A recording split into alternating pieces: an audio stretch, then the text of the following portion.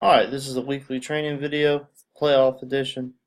We'll look at games from around the state in the first round of the playoffs. Let's start with false starts. Things we've seen this a lot this year. We still seem to be missing them. Talked about it at camp a good bit too. So let's look at this one. Watch that slot back at the top of the screen.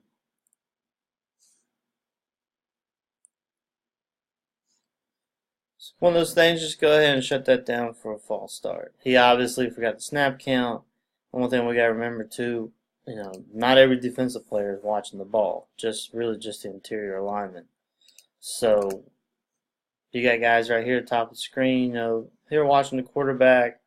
Sometimes they may be watching the slot back though. So if he jumps like that, it could draw him across. So this is one of those, just go ahead and shut it down. It's simulating the snap, false start, and then we'll move on. Same thing here. We saw this a good bit, usually with punts and everything. This is obvious attempt to deceive. Remember, when they're going to shift like this, they need to come up methodically. Not slowly, but just methodically. This is not methodically. They're jumping like the ball's been snapped. So if you look at the far shot like this, it looks like a play is being run. So, there's another one. Shut it down, because you got defense jumping off right there. So, shut that down. That's a false start. The only intent of that play is to draw the defense off sides. So, that would be a false start as well.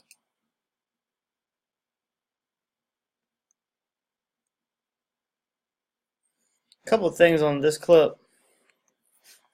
As you can see, you got the ready for play being wound.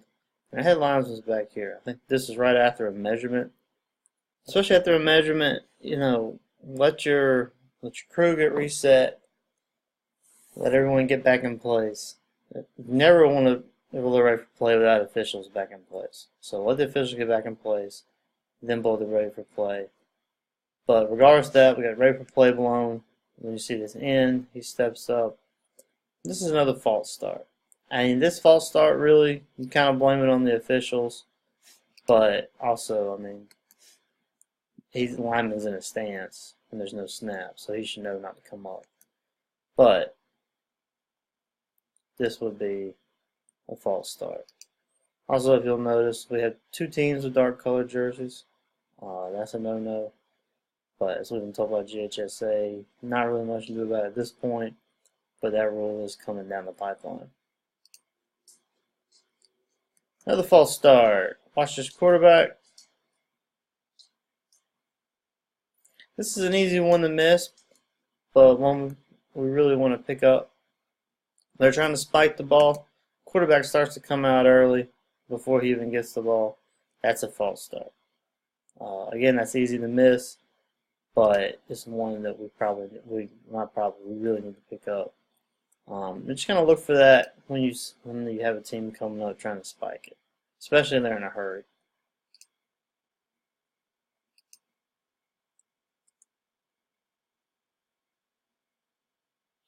This is a couple of blindside blocks. I think one of these was called, one of these was a miss. I can't remember which. This one's going to happen. You can see it starting to come right there about the 10. He's got his focus on the ball carrier. He's going to be running in. Oh, no, I came from the wrong angle. It's coming from here. He's going to come in on that. I think this one was called or was not called. This one's close. It looks like I think the defender kind of sees him at the last minute and see how he kind of braces himself. So I don't think this would be a blindside block. Again, I can't remember if that one was called. Yeah, there's two right here back to back. One's called, one was not. To me, it looks like the defender sees it coming right there. And really not the last minute, because remember, last minute doesn't matter. We want him to have time to brace himself. But it looks like he kind of has time to brace himself right there. So That would not be blindside block, in my opinion.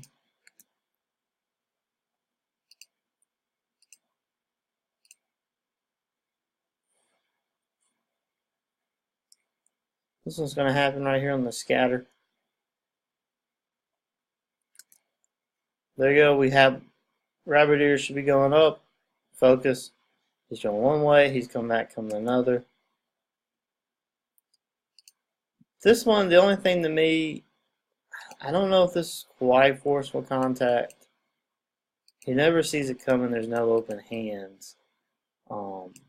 Doesn't take him to the ground. Not that it's a criteria. We just want forceful contact. This is just a judgment call. This official deemed it to be forceful contact, so that's his judgment. We're not really laying anything down for forceful contact. It's just your judgment. If you think this contact is forceful, then throw the flag.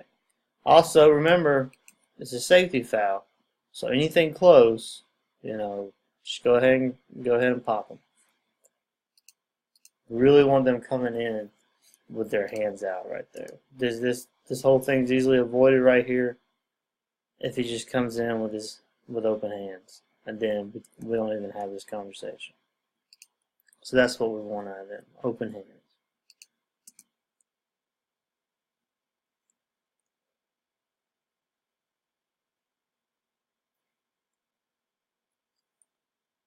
This is going to be a series of wrong signal or signaling before we think.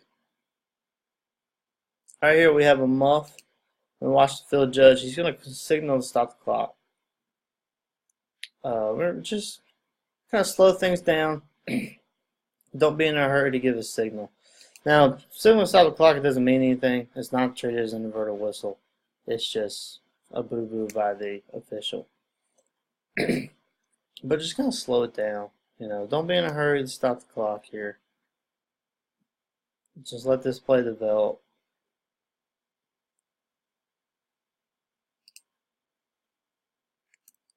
And the same thing, just a little too quick to signal. Or just slow it down. So he starts to kind of signal. It looks like he starts to kind of signal, touch back. He would be right. Or no. Well, no, you got momentum. So, again, just don't be so quick to signal. Just slow things down. Let the plays develop. Let them finish.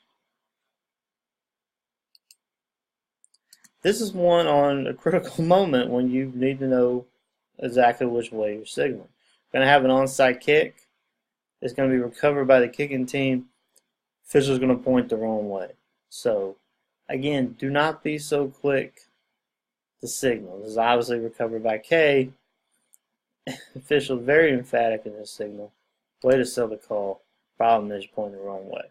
So, when we come up with the signal, make sure you're pointing the right direction. We've got a very excited team here, a very confused team on the other side. We're signaling the wrong way. So just slow things down. Make sure you know which way the team's going when you signal.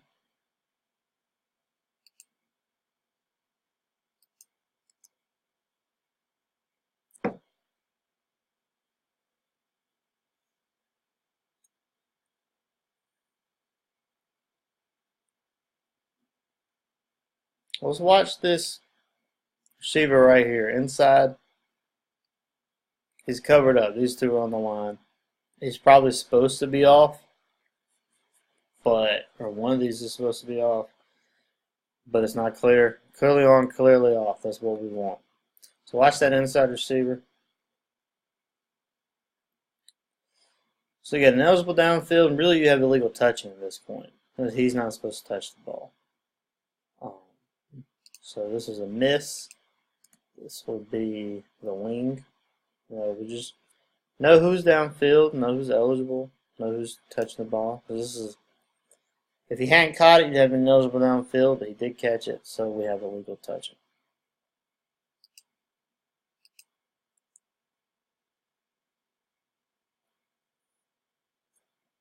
A couple things on this play. First of all, we got blocked below the waist. Right here on that pulling guard. It goes down. Coach been complaining about that all night. Now let's watch this sideline over here. Coach probably just saw that block below the waist. Play's still going on. We got a coach on the field. Should have a flag coming in. Probably from the deep guy. He may be best to see this. I know focus is on the play for all 6 officials, so this is kind of hard to see.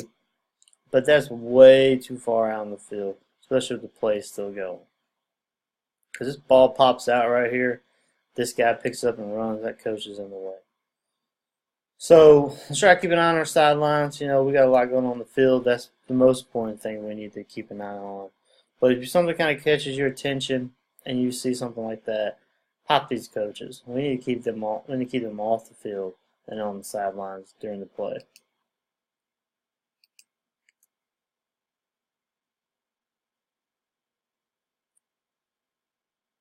This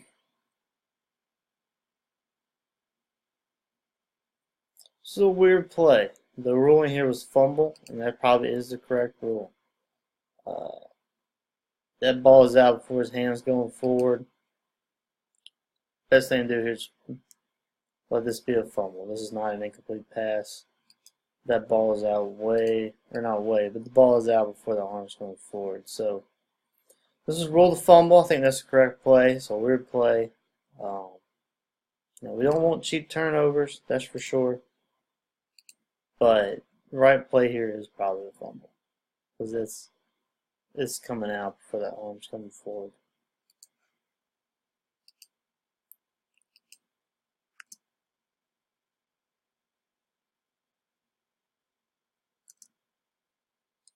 So watch this play down the sideline on the far side.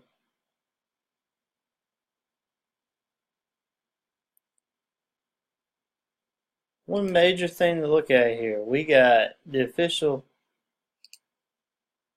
taking his eyes off the play way too early. Remember, there's nothing in the mechanics manual that says we have to be facing the press box or the field of play to signal touchdown. Just keep your eyes here and go up and signal touchdown if that's what you have. Now we look at the tighter version, and I'm not so sure we have a touchdown.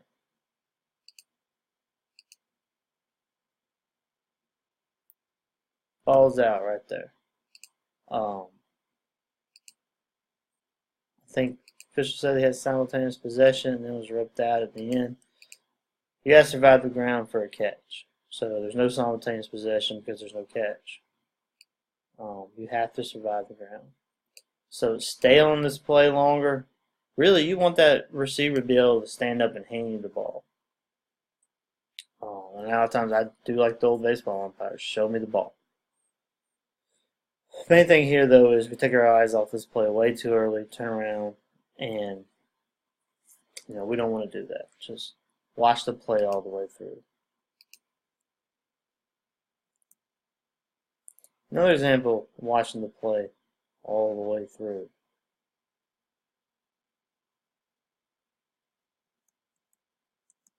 He broke the tackle, so he's got an easy way to the end zone, and I think he's in. I don't think he lets it go beforehand. But this is why we need to stay focused all the way through the goal line because it's close. Again, I think he was over the goal line, or at least the ball is over the goal line. Official's right there on it, so his judgment is probably good. We just, make sure we stay focused all the way through the end there. Because that was close. So just focus.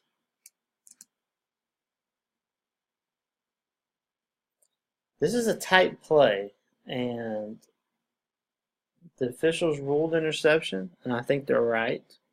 But it is a tight play. A couple things we want to look at. First of all, we have a quarterback threatening the line of scrimmage. So the line judge needs to stay on the line of scrimmage. Stay right here, because it's threatened right here. That's close. He got it off, but it's close. If he were over, we wouldn't have been in good position. So line judge, stay on the line of scrimmage right there. Next thing we got interception. And whether or not the interception happened before the DPI it's hard to tell in this film. Right there, you see him kind of buckle, but it's hard to tell if he's being interfered with or if he's tripping. But he gets mauled right there. But it's bang bang on when this interception happens, and I think if it's close like this, just rule an interception. If it's bang bang like that, we want to go on the side of interception. That's a close play. Another thing though, like we just said earlier, just keep these officials off the field. This play's still going on. We got 3-4 officials on the 3-4 coaches on the field. Coaches, my bad. Let's keep these coaches off the field. This play's still going on. We got coaches. So the play just now ended, and look at all these coaches on the field. Just get these guys off the field. But that's a bang bang play. The ruling on the field is interception. I think that's the way to go.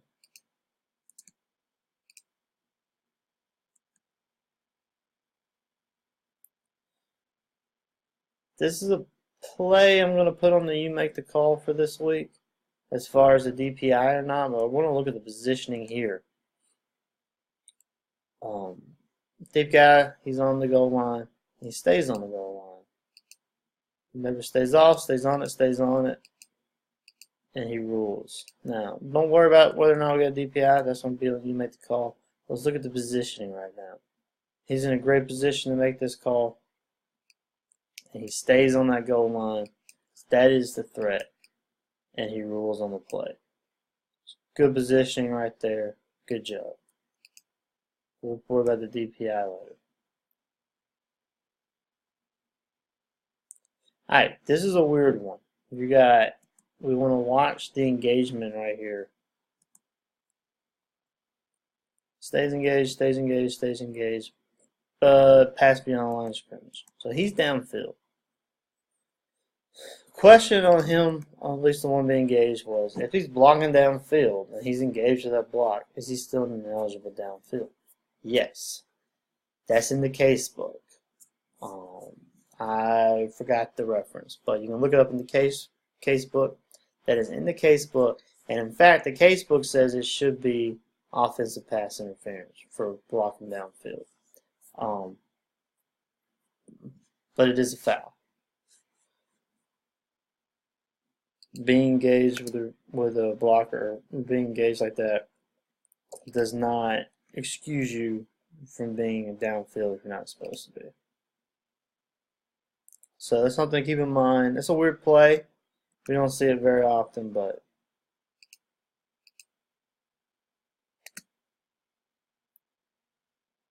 there's another odd one.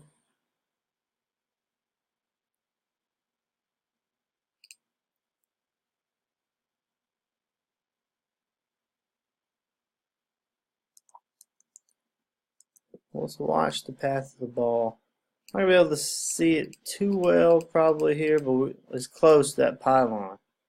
Whether it's going to be over the pylon or out of bounds. That's close. Let's look at the end zone view. Well,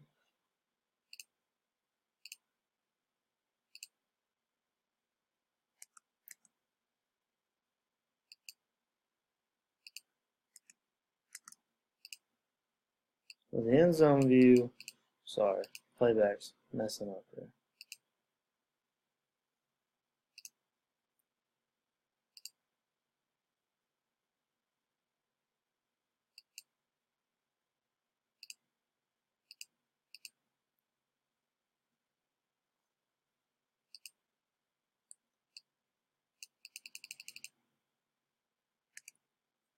You see it? It's still close. One thing though we want to look at is the positioning of the wing. Now this isn't like a regular goal line play where we want to be backed off the pylon. Really, on a play like this, we want to be on the pylon. And you want to keep the ball between you and the pylon. No, I'm sorry. Keep the pylon between you and the ball. And that way, it goes to the right, you got out of bounds. If it goes to the left, you got a touchback. Alright, that makes sense. So you stay on the pylon, keep the pylon between you and the football. Football goes right, out of bounds, left, you have a touchback. So that's the main thing on this one. All right. It's tough to see from the play whether or not it's out of bounds or a touchback. I think it's a touchback. If it's close like that, you probably want to be a touchback. But the main thing is positioning there.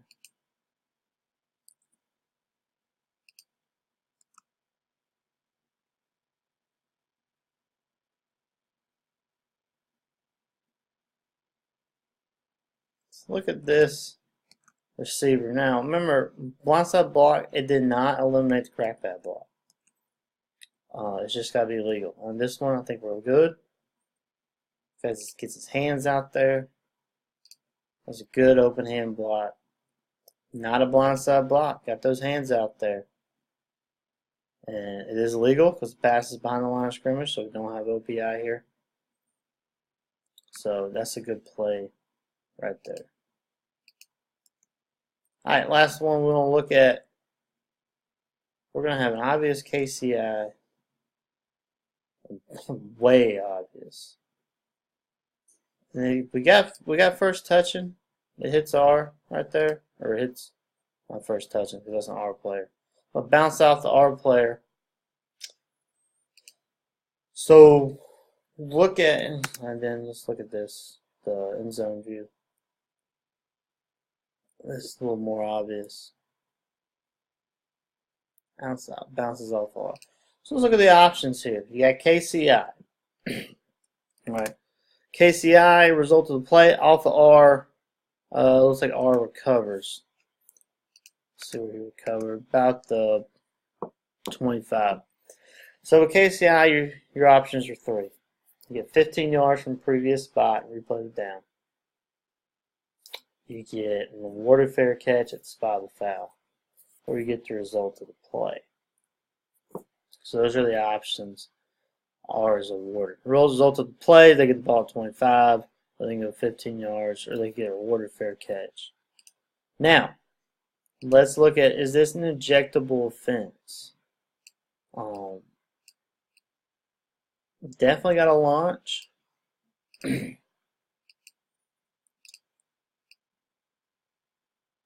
Let's see if it's high.